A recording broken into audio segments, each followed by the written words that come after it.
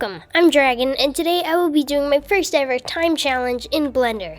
So this was inspired by Imphenzia. You may have heard of him. He does these really cool 10-minute modeling challenges. So I decided I'd do a modeling challenge, a timed one, and I'm going to try doing 45 minutes. Not 10 because that seems a little extreme. Maybe I'll try them later, but for now, let's do 45 minutes and see where I end up.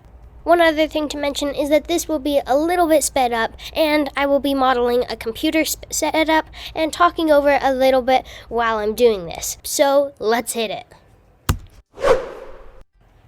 So to start out this time challenge, I basically just start by making the table or desk for the computers to sit on, and then I go to the chair. But for this table, you can see that I probably didn't do this the most efficient way because it did take a decent amount of time.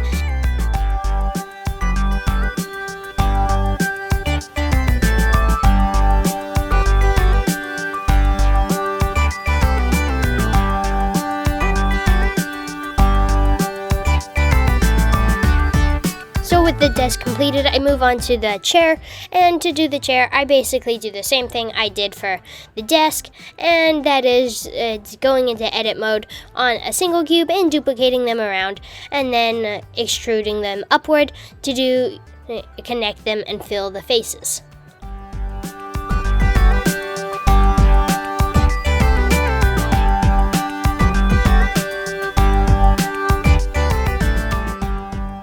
Right here, what I'm doing is just making sure that I can use bridge edge loops to make the chair connect. That's why I added those loop cuts.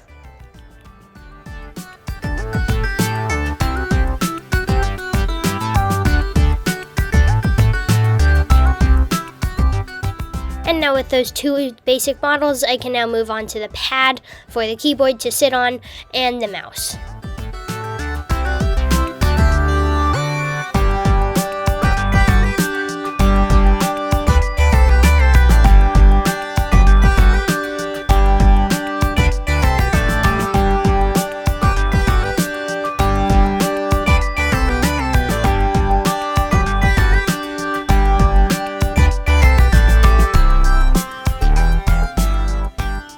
So here is the start of the keyboard.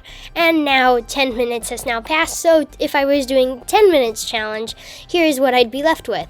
Though, because I still have another 35 minutes to go, I can actually get something that I think looks decent. But what I'm doing right now is adding the little keys for the keyboard, and this keyboard, I end up beveling a little bit and making it look like that.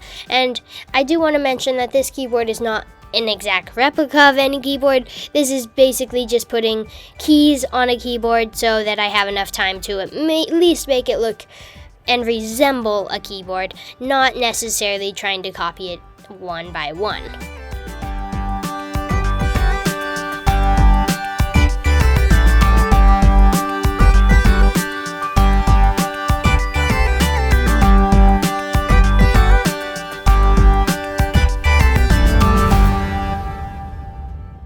Right here, I decide to use the array modifier so I could speed this process of placing the keys a little bit faster.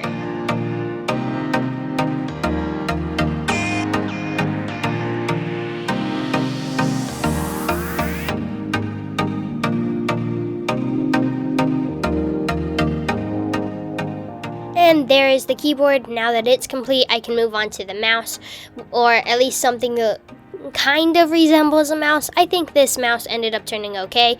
Originally, I had no clue on how to do one of these, a low poly version, and I actually tried to apply subdivision, but then I realized that's kind of not doing low poly whatsoever. So here is what I did. I just kind of bent a cube and extruded it, and then I added a circle for the mouse or woolly thingy.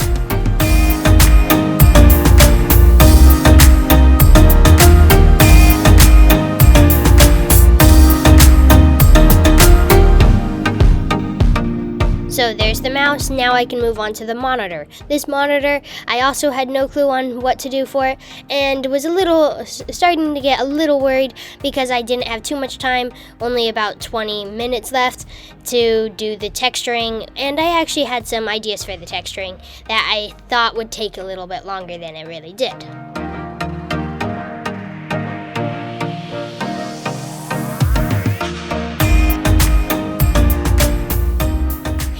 I do want to mention, now doing the editing, this monitor is probably too thick for it to be a modern computer. I am assuming this would be like a computer from 2010 to 2015, not modern day.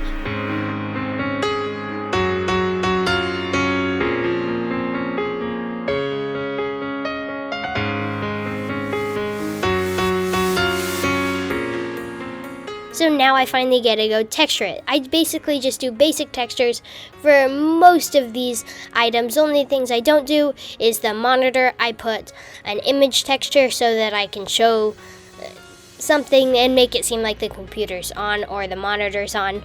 And then for the table and the chair, I also do a more complicated texture.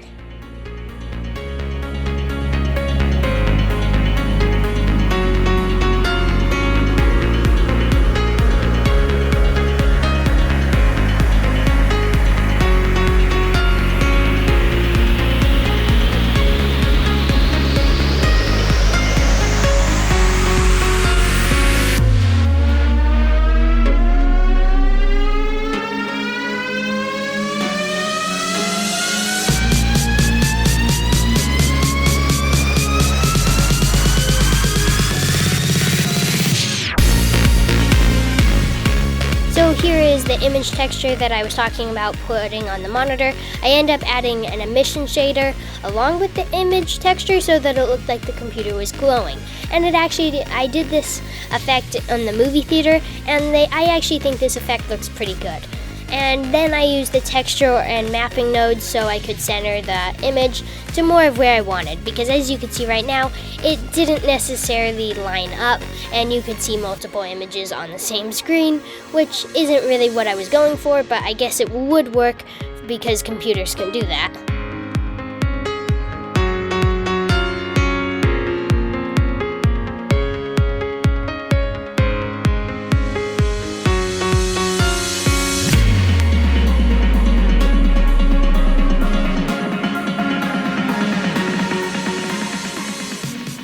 And now I go on to texturing the chair and table. This actually took a decent amount of time trying to figure out the texture I wanted, along with UV unwrapping, and because I almost ran out of time with this, I just did smart UV unwrapping. So then I didn't do too much. And the smart UV unwrapping actually worked pretty well, unless you look close onto the chair and table, and then you could see that it wasn't UV unwrapped correctly, but it was good enough that I was happy with it with the time frame.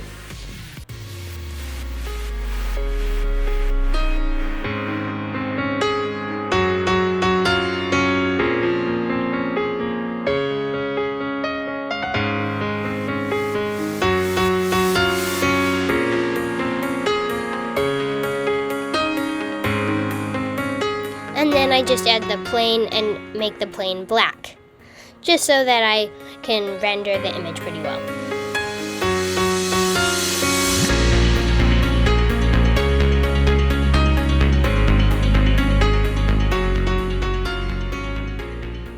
And now I'm moving the camera so I can at least get the camera to look good. So if I run out of time, I can render the image and it won't look horrible because the camera's not rendered in the right place or not positioned in the right place. But I'm also still trying to figure out the right texture for these chair and table, and I finally found one that worked good. So with the final minute and a half, I decided to do the lighting real quick.